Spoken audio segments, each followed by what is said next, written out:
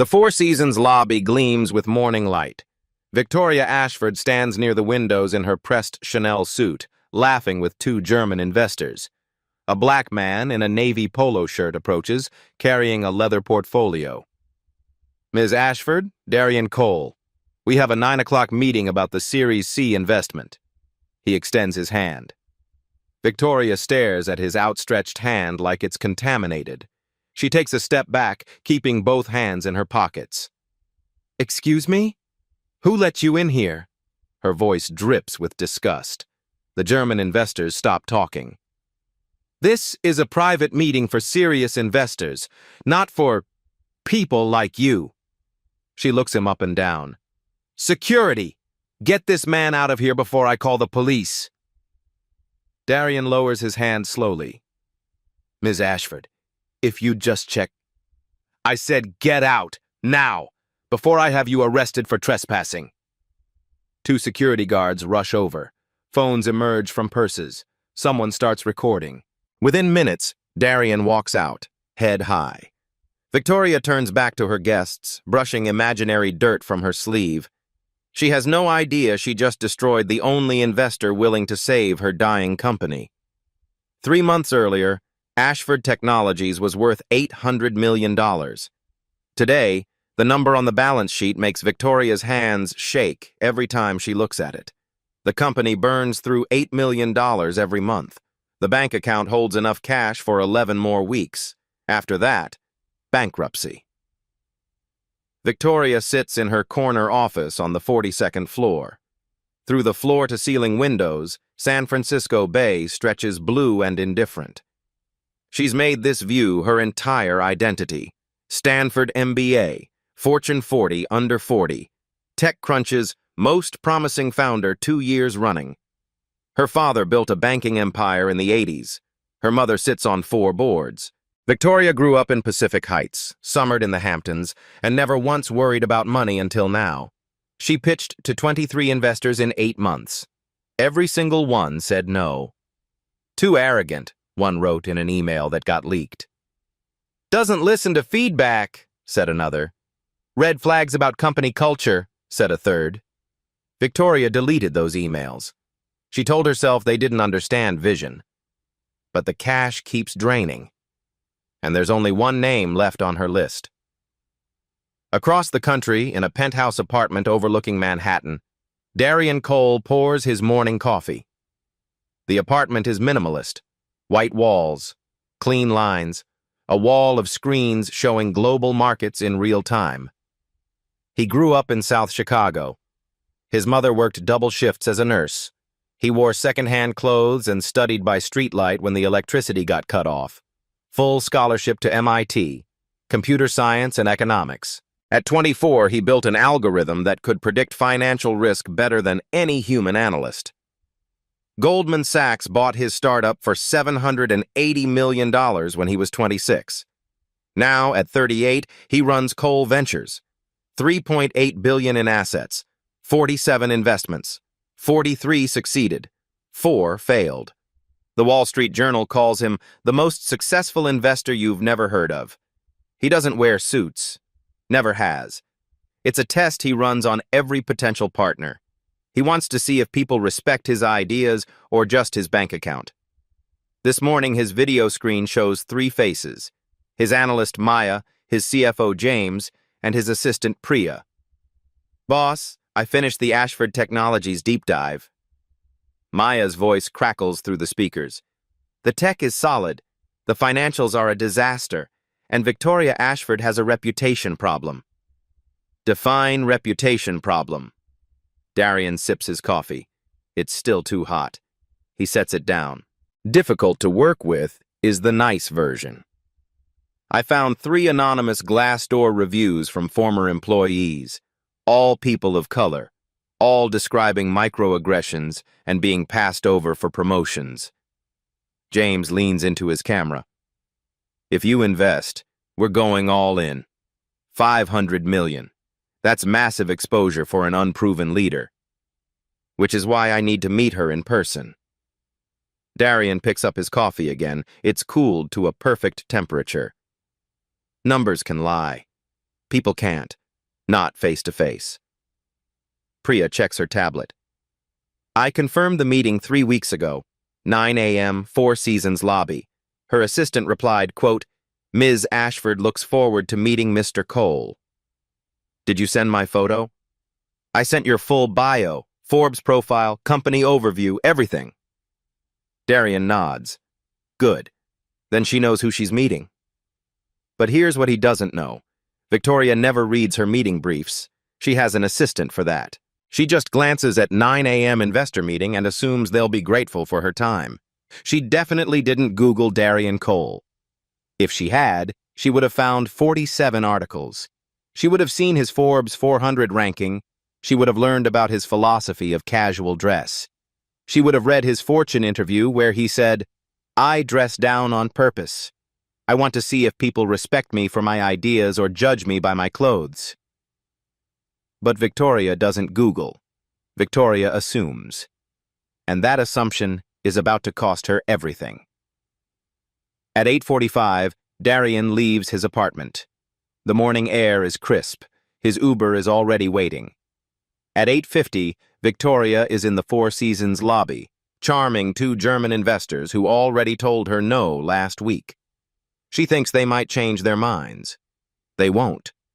But she's about to meet someone who could actually save her company. If only she'd recognize him when he walked through the door. Darian's Uber pulls up to the Four Seasons at 9:05. Traffic on Market Street was worse than usual. He texts Priya, running 5 min late. Let Victoria's office know. She replies immediately, already did. You're good. He steps into the lobby. The air conditioning hits him first, that particular hotel cold that smells like expensive flowers and furniture polish. His polo shirt is navy blue, freshly pressed. His khakis have a sharp crease. His white sneakers are spotless. He's dressed exactly how he always dresses for first meetings. Comfortable, authentic, real. Across the lobby, Victoria throws her head back, laughing at something one of the German investors said. She's wearing a cream Chanel suit that probably cost $6,000. Her diamond earrings catch the light every time she moves. Her hair is pulled back so tight it looks painful. The two Germans aren't laughing with her. They're checking their watches. They have a flight to catch. Darian walks toward them. His leather portfolio is tucked under his arm. He's rehearsed this moment. Firm handshake, warm smile. Thank you for taking the time to meet. Ms. Ashford. She turns. Her eyes land on him. Her smile doesn't just fade. It transforms into something else entirely. She looks at his polo shirt, then his khakis, then his sneakers. Her gaze travels back up to his face, and her lip actually curls. Can I help you? It's not a friendly question. It's the tone you'd use on someone who knocked on your door selling something you don't want. Darian Cole. He extends his hand, smiling. We have a 9 o'clock meeting about the Series C investment for Ashford Technologies. Victoria looks at his outstretched hand. She doesn't move. Her hands stay clasped in front of her designer purse. Cole Ventures, right? He tries to keep his voice warm. My assistant Priya confirmed with your office 3 weeks ago. Cole Ventures. Victoria repeats the name like she's tasting something spoiled. I've never heard of it. One of the German investors, a man with silver hair and wire-rimmed glasses, clears his throat. Victoria, perhaps we should... She holds up one manicured finger. Wait. Listen. Victoria takes a step closer to Darian. Close enough that he can smell her perfume. Something floral and expensive. I don't know how you got the address for this meeting, but this is invitation only. I was invited. Darian keeps his hand extended. If there's confusion, you can call your assistant. Jenny, right? She confirmed last Tuesday. What I can see, Victoria's voice gets louder, is that you showed up to a business meeting dressed like you're going to a barbecue. The German investors exchange glances. The silver-haired man whispers to his colleague in German, Das ist unangenehm. This is uncomfortable. Ms. Ashford, Darian lowers his hand slowly. I understand this is unexpected, but... Unexpected? Victoria laughs. It's not a happy sound. What's unexpected is someone like you thinking you can just walk into a meeting with serious investors. Someone like you. The words hang in the air. A woman sitting on a nearby couch looks up from her phone. A concierge behind the desk stops typing. Darian feels the familiar weight settling in his chest. He's felt it before. At MIT, when a professor assumed he was in the wrong classroom. At a restaurant in Boston, when the host asked if he was there to apply for a kitchen job. At a conference last year, when someone asked him to grab them a coffee. He keeps his voice level. I flew in from New York specifically for this meeting. If you'd just let me show you my credentials. Your credentials? Victoria's voice drips with contempt. You mean whatever fake business card you printed at Staples? She turns to the security desk. Excuse me, can someone help me here? Two guards start walking over. One is the older black man, Jerome. His face shows exactly how much he doesn't want to do this. The other is younger, white, with a military haircut. Darian tries one more time. Ms. Ashford, there's clearly been a miscommunication. I'm a managing partner at Cole Ventures. We manage $3.8 billion in assets. We spoke with your CFO last month about potential investment terms. $3.8 billion. Victoria actually laughs. Right. And I'm the Queen of England. She looks him up and down again, slow and deliberate, making sure everyone watching can see her judgment. Let me guess. You saw the article about our funding round in TechCrunch. You thought you'd show up, talk your way into a meeting, maybe network your way into something? The German investor tries again. Victoria, perhaps... No. Victoria cuts him off. This is exactly the kind of opportunist we have to watch out for in this industry. She finally looks directly at Darian's face. I don't know what you're trying to pull, but I don't shake hands with people who lie their way into private meetings. And I definitely don't do business with people who can't even dress appropriately. The security guards arrive. Jerome looks at Darian with apologetic eyes. The younger guard puts his hand near his belt, where his radio is clipped. Ma'am? The young guard's voice is all business. Is there a problem? Yes. Victoria points at Darian like she's pointing at trash on the sidewalk. This man is disrupting a private business meeting. He's not on any guest list. He's not invited. And he needs to leave immediately. Darian takes a slow breath. He could pull out his phone right now. He could show her his Forbes profile. He could call his CFO and have James verify everything. But he doesn't. Because this moment tells him everything he needs to know about Victoria Ashford. She didn't see a potential investor. She didn't see a businessman. She didn't even see a person who deserved basic courtesy. She saw a black man in casual clothes and decided instantly that he didn't belong. I'll leave. Darian's voice is quiet, calm. No need for an escort. He looks at Jerome. I can find my way out. But Victoria isn't done. Oh, you'll be escorted. I want to make sure you actually leave the premises and don't try to sneak into other meetings. She turns to the young guard. Walk him all the way to the street. Make sure he doesn't come back. The guard nods. Yes, ma'am. Sir, if you'll come with me. The walk to the door feels like a mile. Every eye in the lobby is watching. The woman on the couch is definitely recording on her phone. The concierge has stopped pretending to work.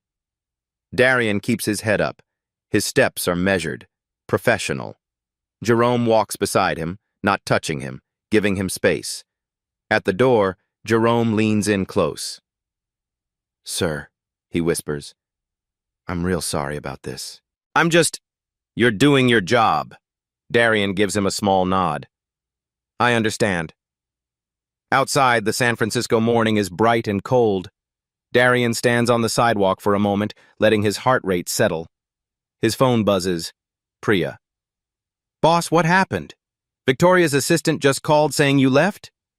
Change of plans. Cancel the LA meeting this afternoon. Book me on the next flight back to New York. But the 500 million? Priya. His voice is gentle but firm. I just got my answer. Book the flight. Inside the lobby, Victoria smooths her suit jacket and turns back to the German investors with a brilliant smile. I am so sorry about that interruption. You would not believe how many scammers try to crash these events. The silver-haired German doesn't smile back. Victoria, that seemed harsh. Harsh? Victoria waves her hand dismissively. Klaus, you have to be firm with these people. Otherwise, they think they can take advantage. The other German is already standing, picking up his briefcase. We should go. Our flight. But we haven't finished. We finished last week, Victoria. Klaus's voice is cold. We told you no.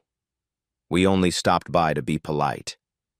They shake her hand quickly, professionally, and leave.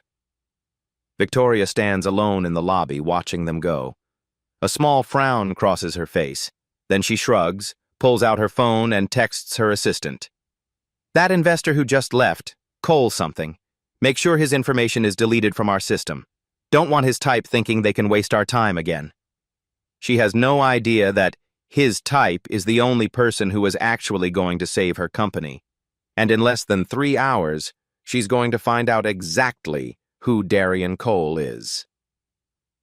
10:30 in the morning. Victoria's office on the 42nd floor. She's already forgotten about Darian Cole. Her assistant Jenny knocks and enters, holding a tablet. Her face looks pale. Ms. Ashford, I need to ask you something. Victoria doesn't look up from her laptop. Make it quick. I have a call with the board in 20 minutes. The man at the Four Seasons this morning, the one security escorted out. What about him? You told me to delete his information from our system, but I wanted to confirm first. That was Darian Cole, right? From Cole Ventures? Victoria's fingers stop typing. So? Ms. Ashford. Jenny's voice shakes slightly. Did you Google him? Something cold forms in Victoria's stomach. Why would I need to Google some random guy trying to crash my meeting? Jenny sets the tablet on Victoria's desk. The screen shows a Forbes article. The headline reads, Darian Cole, the billionaire investor you've never heard of. Victoria stares at the photo. Same face, same calm expression, same person she had thrown out of the hotel an hour ago. Her eyes scan the article. The words blur together at first, then snap into sharp focus. Net worth, $3.8 billion. Cole Ventures, $3.8 billion in assets under management. Forbes, 400 ranking, number 184. Track record, 47 investments, 43 successful exits. Board member, Apple, Microsoft, Tesla, 6 others. Her hands start to shake. Actually shake, like she's holding something too heavy. Jenny! Her voice comes out hoarse. Tell me this is a different Darian Cole. Jenny reaches over and scrolls down. There's another photo. Darian at a tech conference standing next to Sundar Pichai. Darian shaking hands with Tim Cook. Darian on a panel at Davos. In every photo, he's wearing casual clothes. Polos, button-downs without ties. Never a suit. Victoria's throat closes up. She tries to swallow. Can't. The meeting was confirmed 3 weeks ago, Jenny whispers. I have the emails. He was coming to discuss Series C. $500 million. 500 million. The number echoes in Victoria's head like a bell. Without that money, the company dies in 11 weeks. Sounds. Oh my God. Victoria stands up so fast her chair rolls backward and hits the window. Oh my God. Oh my God. She grabs her phone, finds Darian's number in the deleted contacts folder. Her fingers are sweating so much she has to wipe them on her skirt before she can dial. The phone rings. Once, twice, 3 times. Voicemail. Mr. Cole, this is Victoria Ashford. I believe there was a terrible misunderstanding this morning. I would love to reschedule our meeting at your earliest convenience. Please call me back. She hangs up. Immediately calls again. Voicemail. Again. Voicemail. Jenny? Victoria's voice is getting higher. Get Marcus in here. Now. Marcus Brooks, the CFO, arrives 3 minutes later. He's holding a coffee and a folder of quarterly reports. What's the emergency? Victoria shows him the Forbes article. The investor we were supposed to meet this morning, the one I had security thrown out. Marcus reads. His face goes from confused to shocked to horrified in about 10 seconds. Please tell me this is a joke. Do I look like I'm joking? Marcus sets down his coffee. Some of it sloshes over the rim onto the quarterly reports. He doesn't seem to notice. Victoria, please tell me you didn't actually have Darian Cole removed from the hotel. I didn't know who he was. He showed up dressed like a college student. He's famous for that, Marcus's voice rises. He literally wrote an op-ed about it in the Wall Street Journal. It's his whole thing. He doesn't wear suits. Everyone knows this. Victoria sinks into her chair. The leather squeaks. The sound makes her flinch. Can we fix this?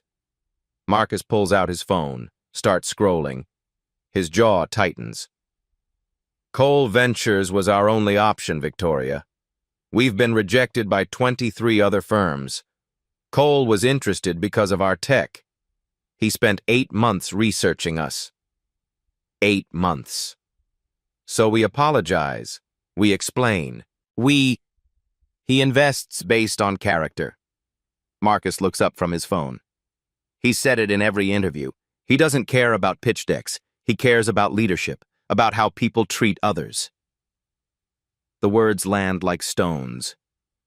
Victoria tries Darian's number again. Voicemail. She doesn't leave a message this time. She opens her laptop. Types an email with shaking fingers. Dear Mr. Cole, I want to sincerely apologize for the confusion this morning. It was a hectic day and I failed to properly review my schedule. I would be honored to reschedule at your convenience. Our entire team is excited about the possibility of partnering with Cole Ventures. Warmest regards, Victoria Ashford. She hits send. The whoosh sound feels final. Marcus is still scrolling his phone. Oh no. What? Klaus posted something. He shows her the screen. The German investor's tweet doesn't name anyone, but it's obvious. Witnessed a shocking display of unprofessionalism at a SF meeting today. How you treat people says everything about character. # business ethics. It already has 240 retweets. Victoria's phone rings. She jumps. But it's not Darian. It's Richard, the board chairman. Victoria, I just got off the phone with Klaus. He said you threw someone out of your meeting this morning? There was a misunderstanding. He said you refused to shake the man's hand, that you called security on him, that the man was Darian Cole. Silence. Richard, I can explain. Do you understand what you've done? His voice is cold. Ice cold. We need $500 million to survive. Cole was our last option. Our only option. And you humiliated him in a hotel lobby? It was a mistake. I'm trying to reach him. Trying? Richard laughs. It's bitter. Victoria, I've worked with Cole before on another deal. When someone disrespects him, he doesn't give second chances. Ever. It's not about ego. It's about values. The line goes dead. Victoria tries Darian again. Voicemail. She emails again. Mr. Cole, I realize my behavior this morning was unacceptable. I would like the opportunity to apologize in person. Please give me a chance to explain. 1 o'clock, no response. 2 o'clock, no response. 3 o'clock. A tech blog called The Information posts an article. Sources say Victoria Ashford kicked out billionaire investor, mistook him for crasher. The article has no byline.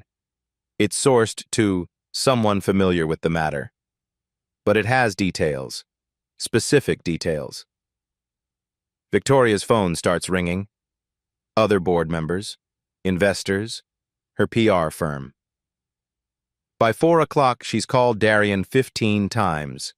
She's sent 8 emails. She's tried messaging him on LinkedIn. Nothing. Marcus comes back to her office at 5. I reached out to James, Cole's CFO. We worked together at Goldman years ago. And?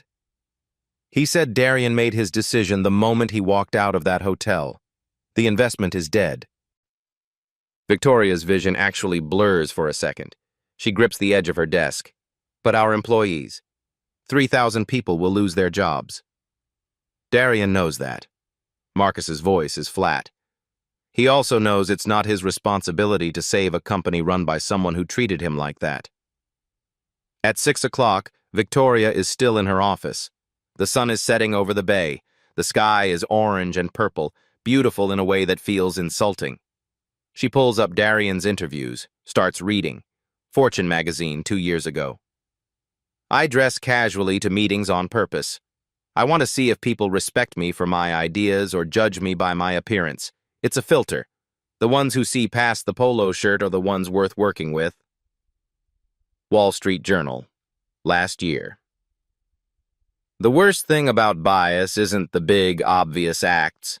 It's the thousands of small moments where someone decides you don't belong before you even open your mouth. A TechCrunch 6 months ago. I've been mistaken for catering staff, security guards, janitorial workers. Each time I learn something about the person making the assumption. Victoria closes the laptop, puts her head in her hands. He tested her. And she failed. She didn't just fail. She failed spectacularly, publicly, with witnesses recording. Her phone buzzes. Not Darian. A text from her PR person. Bloomberg is calling. They want to comment on the incident. What should I tell them? Victoria doesn't respond. At 8 o'clock, she tries calling Darian again. The line doesn't even ring this time, straight to voicemail. He blocked her number. She tries emailing from her personal account. Mr. Cole, I understand if you never want to speak to me again, but I'm begging you to consider the 3,000 employees at Ashford Technologies who have nothing to do with my terrible judgment. Please. No response. At 10, she's still in her office. The janitor knocks, asks if she's working late. She waves him away. At 11, she finally goes home. She doesn't sleep. At 2 in the morning, she's on her laptop, reading everything she can find about Darian Cole. His background. His mother worked 3 jobs. His scholarship to MIT. The companies he's built.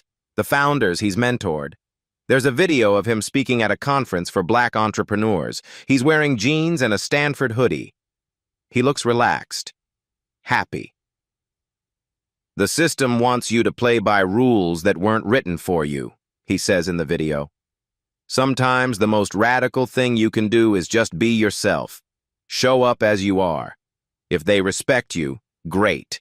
If they don't, you just saved yourself years of working with the wrong people.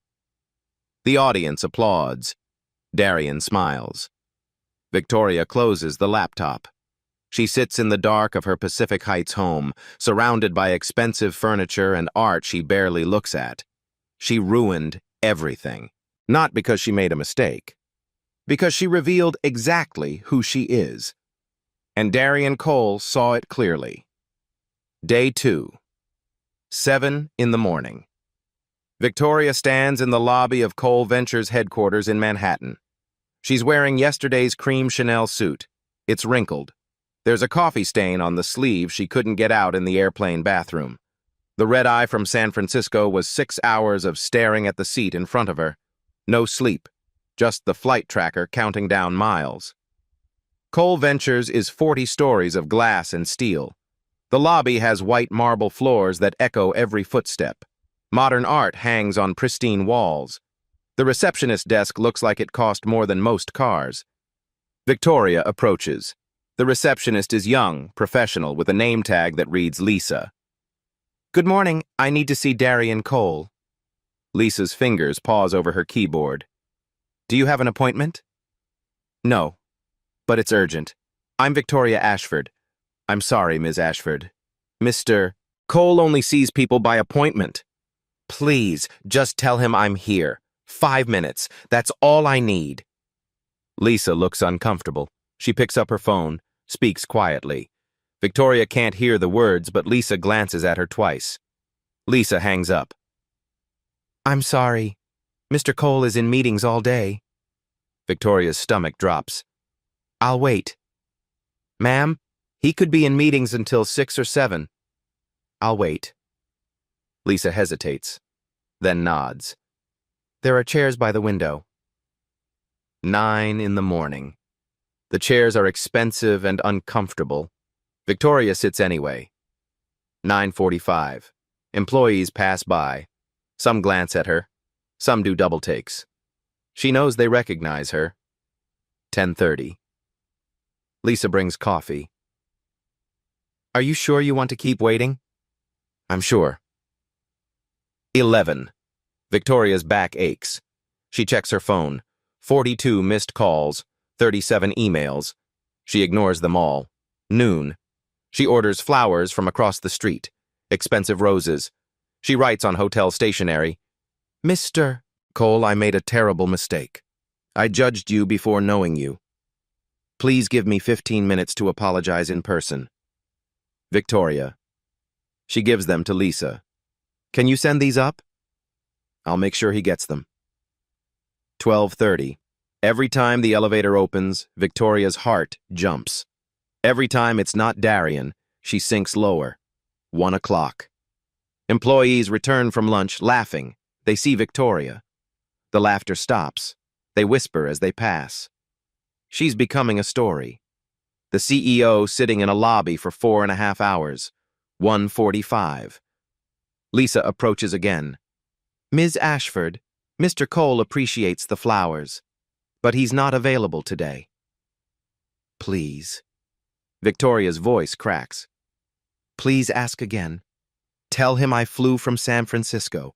Tell him I'm not leaving until he gives me 5 minutes." Lisa looks pained. She makes another call.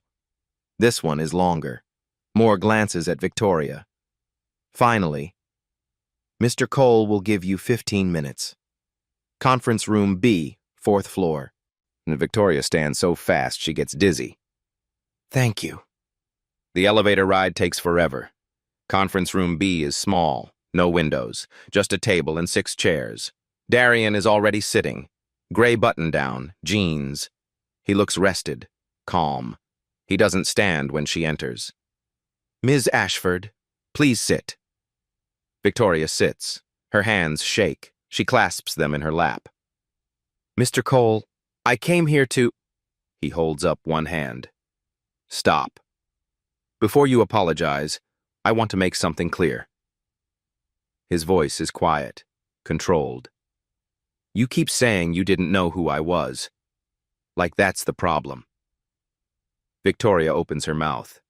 He continues. "The problem isn't that you didn't know my net worth. The problem is you saw a black man in casual clothes and instantly decided I didn't belong." Each word lands like a hammer. "You refused to shake my hand, called security, humiliated me in front of 50 people." Silence. "If I had been a 60-year-old white man in a suit, would you have done that?" Pause. "Would you?" "No." Victoria's voice barely carries across the table. "No, I wouldn't have." That's the problem, Ms. Ashford. Not mistaken identity. Bias. Tears fill Victoria's eyes. She doesn't wipe them. "You're right, and I'm ashamed." Darian leans back. "You sat in my lobby for 3.5 hours. Yes. Yesterday you had me removed in 3 minutes." Victoria flinches. "I know." Interesting how perspectives change when you need something. The silence stretches. Victoria hears her own heartbeat. "I came to ask for a second chance," she finally says. "For my company. For 3,000 employees who lose jobs without funding. And if I say no, then I deserve that. But they don't." Darian studies her. 10 seconds. 20. 30. "I'll invest. On conditions." Victoria's breath catches. "Anything."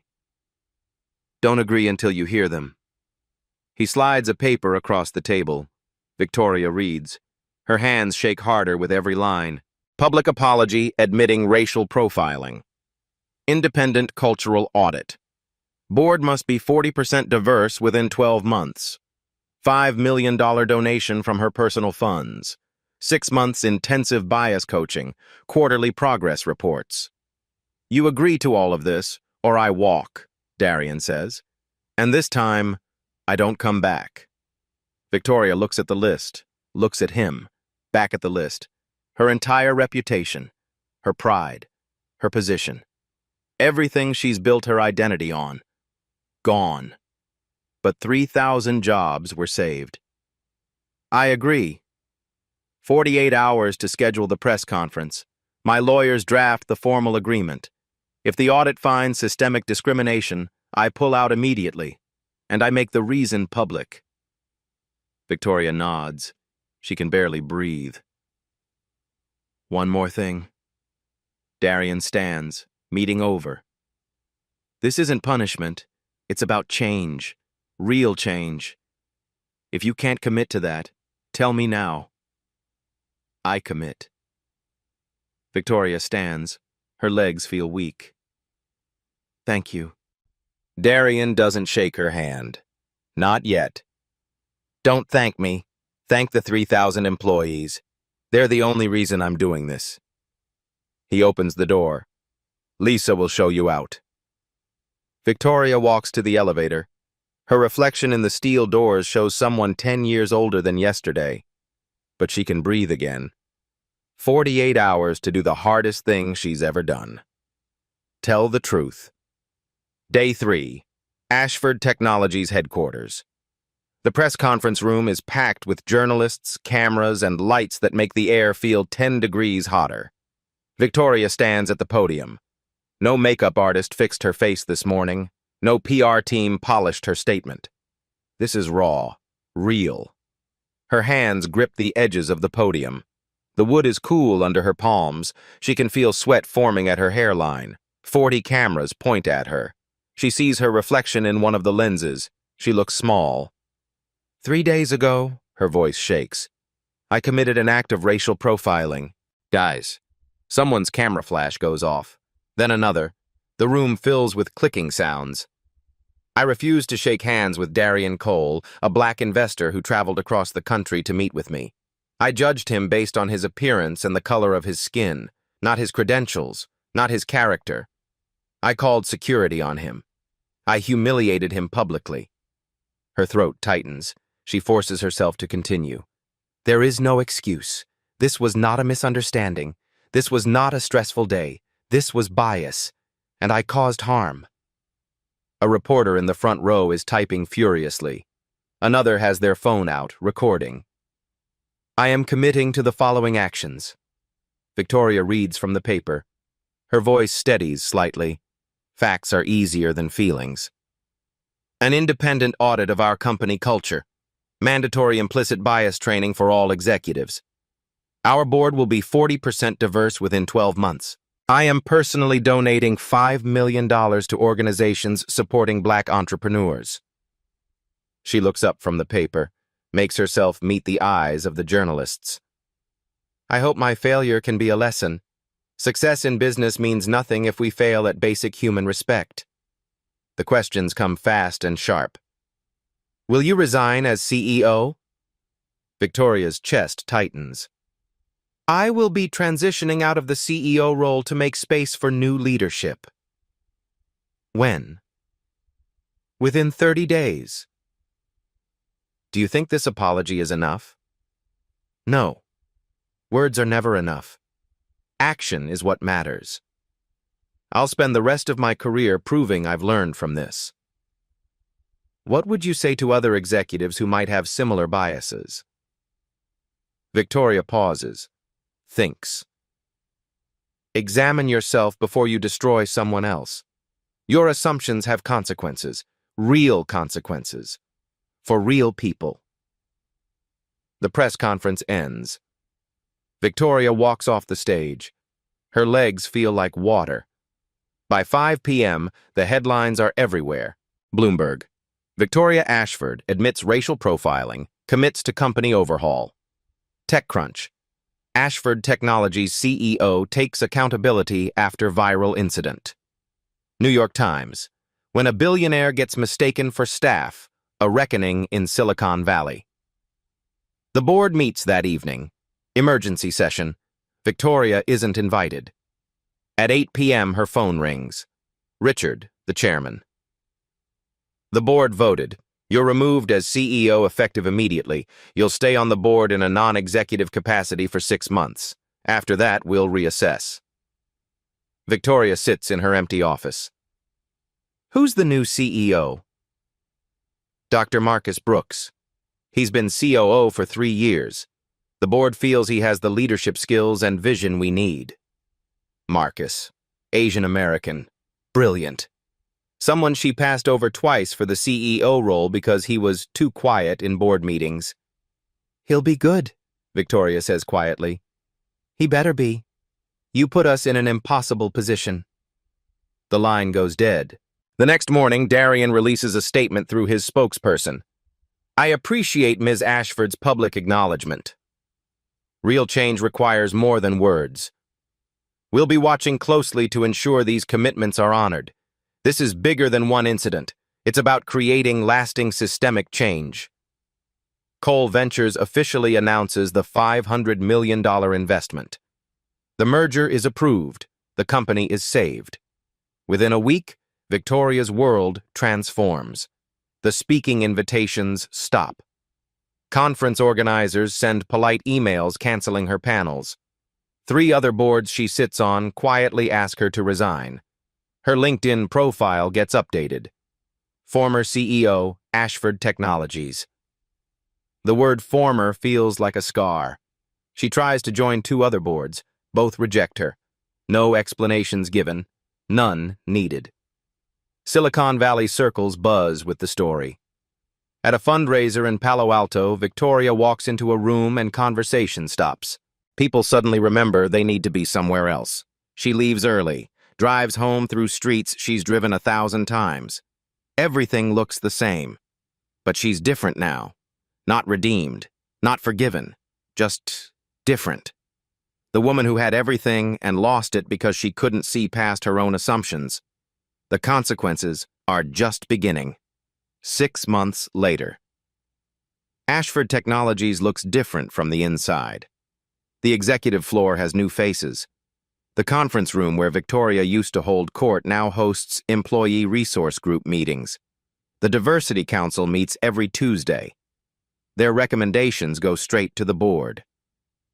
Dr. Marcus Brooks stands at the front of the all-hands meeting. The auditorium is packed. Employees sit shoulder to shoulder, notebooks open, phones recording. Our independent audit is complete, Marcus says. His voice is steady, clear. The results are difficult, but necessary. He clicks to the first slide. The numbers fill the screen. 89% of executive positions are held by white employees. Black employees were promoted at 40% lower rates than white colleagues with identical qualifications. 23 HR complaints about microaggressions filed over 3 years. 21 dismissed without investigation. The room is silent. Someone coughs. Someone else shifts in their chair. This is what we were, Marcus continues. Now let me show you what we're becoming. Next slide. New numbers. Diverse candidate interviews up 67%. Promotion disparity gap narrowed to 18%. 0 HR complaints dismissed. 87% of employees say culture has significantly improved. Applause breaks out. It starts slow, then builds. In the back of the room, Victoria watches. She's no longer CEO, just a board member now, non-executive. She attends these meetings but doesn't speak. She watches Marcus lead.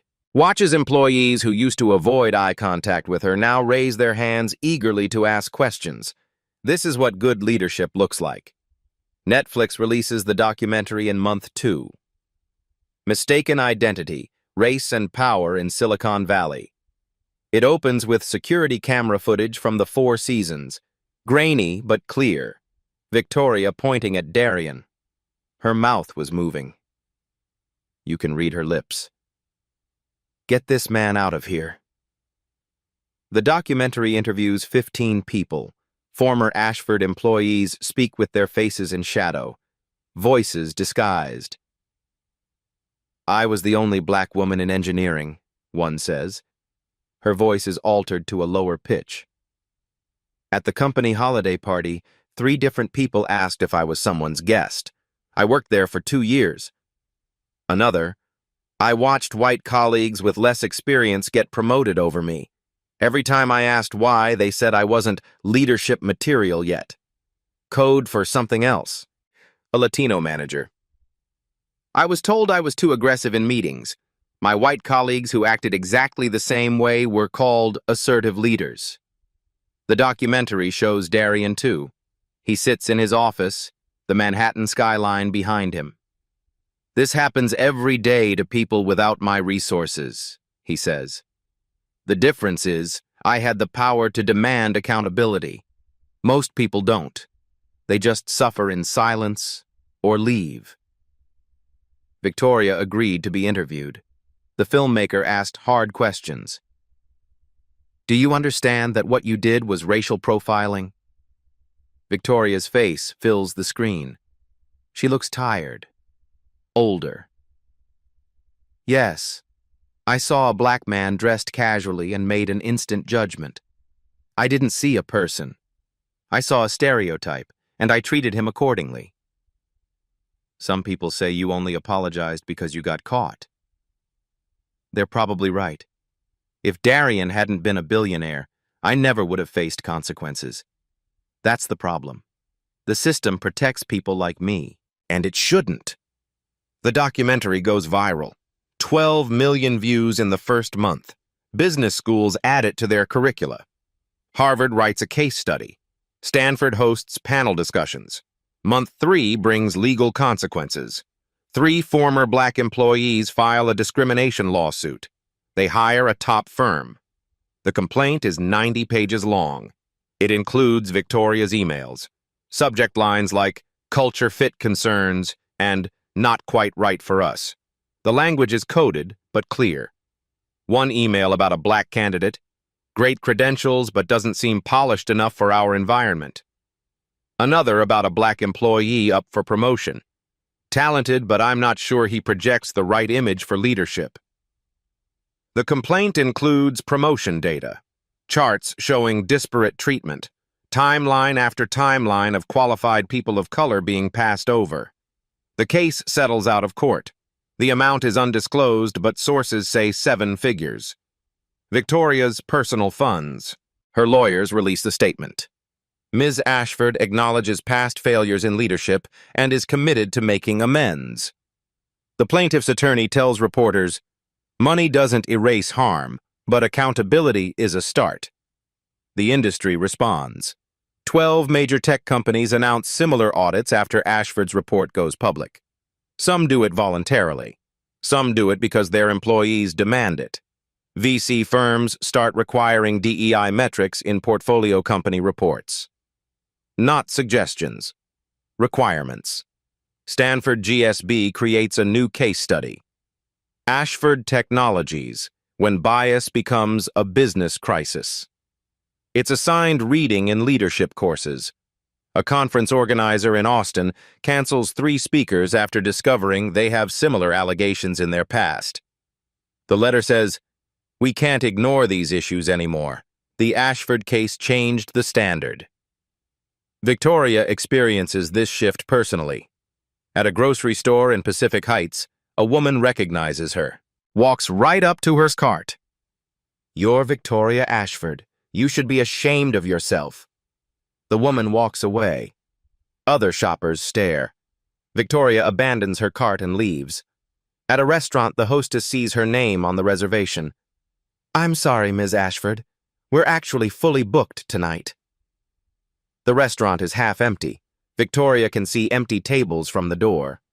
She walks out, orders takeout instead. These moments pile up. Small rejections.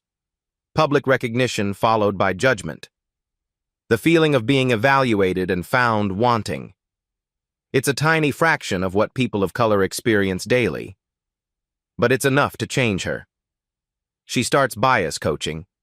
6 months of intensive sessions with Dr. Keisha Moore, a DEI consultant. "You've been in tech 20 years, Dr. Moore says during one session. How is this the first time you're confronting your biases?" Victoria sits in the uncomfortable chair. "I thought voting Democrat was enough. Donating to social justice causes was enough." That's passive allyship. What Darian experienced was active harm. Victoria's voice cracks. "How do I live with that?" "You live with it by changing, not performing change, being changed." Darian expands his mission. The Black Founder Fund grows to $250 million. 47 companies have been funded so far. 89% are still operating successfully. They've created 2,300 jobs. His TED Talk hits 18 million views. The title, "Dignity Shouldn't Require a Forbes Ranking." One quote becomes a meme, shared across social media. "Respect shouldn't be conditional. You don't earn the right to be treated like a human being. You're born with it." Universities invite him to speak. He accepts 12 engagements, talks to business students about bias, about power, about responsibility. At Stanford, a student asks, "Do you regret investing in Ashford after what Victoria did?" Darian pauses, thinks. "I regret that it took public humiliation for change to happen. But I don't regret giving them a chance to do better. Because the 3,000 employees deserved that chance." The student follows up.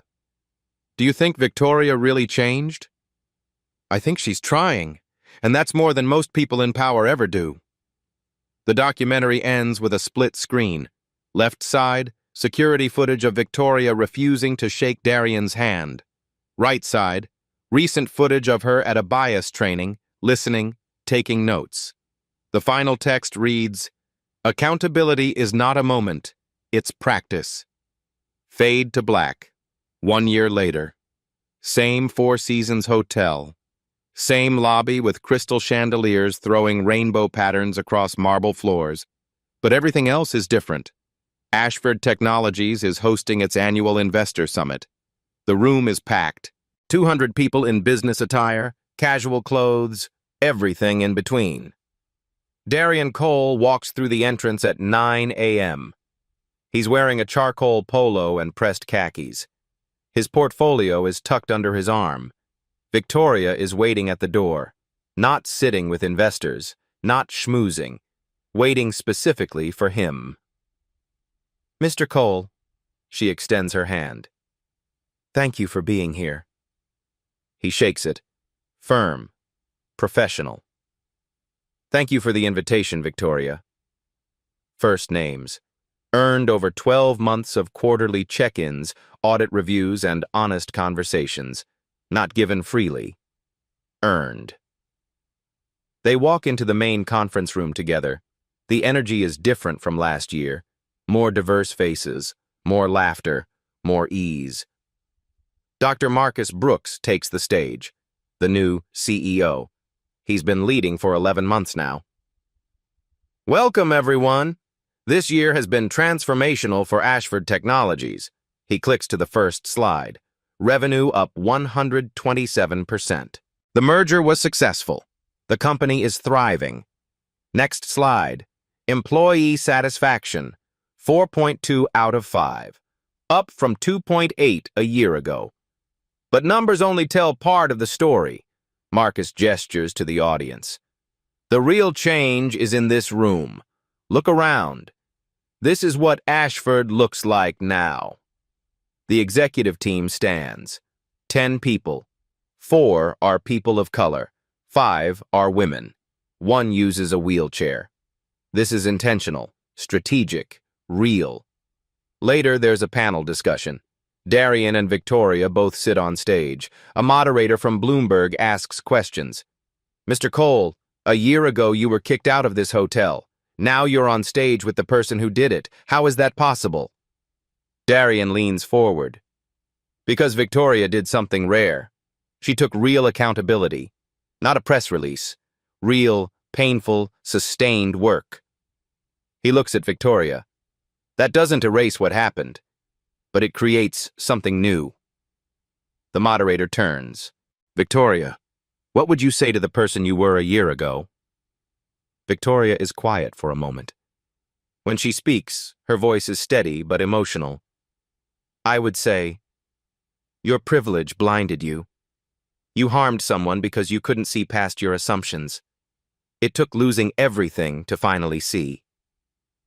She turns to Darian. I'm grateful you gave me and this company a second chance. But no one should need to be a billionaire to be treated with dignity. Applause fills the room. Backstage afterward, Victoria and Darian stand alone briefly. Darian, I know I've said this before, but thank you. For not just walking away. I didn't do it for you, Victoria. His voice is kind but honest. I did it for every black person who gets judged before they speak. For every person of color who has to prove their humanity before their competence. I know. And that's why it mattered. They shake hands again. This time it means something different. The Cole Ventures Black Founder Fund now manages $250 million. 47 companies funded. 89% are still operating. 2,300 jobs created. Darian's TED Talk has 18 million views. It's shown in 140 business schools worldwide.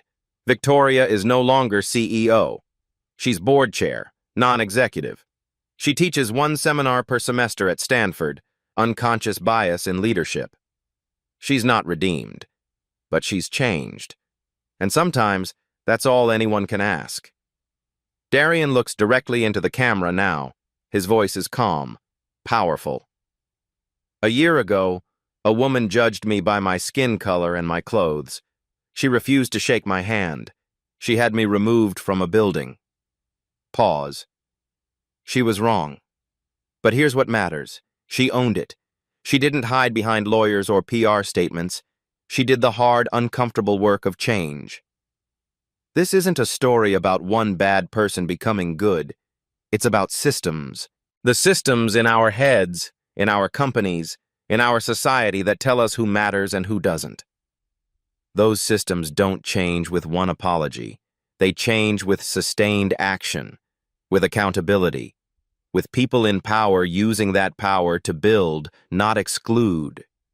He leans closer to the camera. So here's my question to you. When was the last time you made an assumption about someone based on how they looked? Have you ever walked past someone's humanity to get to a transaction? If you had Victoria's chance to make it right, would you take it? Or would you protect your ego? Pause. Let it sink in. This story went viral because it's satisfying to watch powerful people face consequences. But real change isn't entertaining. It's uncomfortable. It's daily. It's forever. Examine your own biases. Support diverse-owned businesses. Demand DEI accountability from your workplace. Share this story, but more importantly, share the lesson. Drop a comment. What would you have done in Darian's position? Have you ever been judged before you spoke? Share your story below. Subscribe for more stories where karma catches up and justice is served. Turn on notifications, because accountability never takes a day off. Dignity is not negotiable. Respect is not conditional. Change is possible, but only if you do the work. Based on real patterns of workplace discrimination.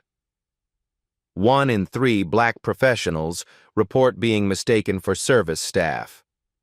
Your voice matters. Use it.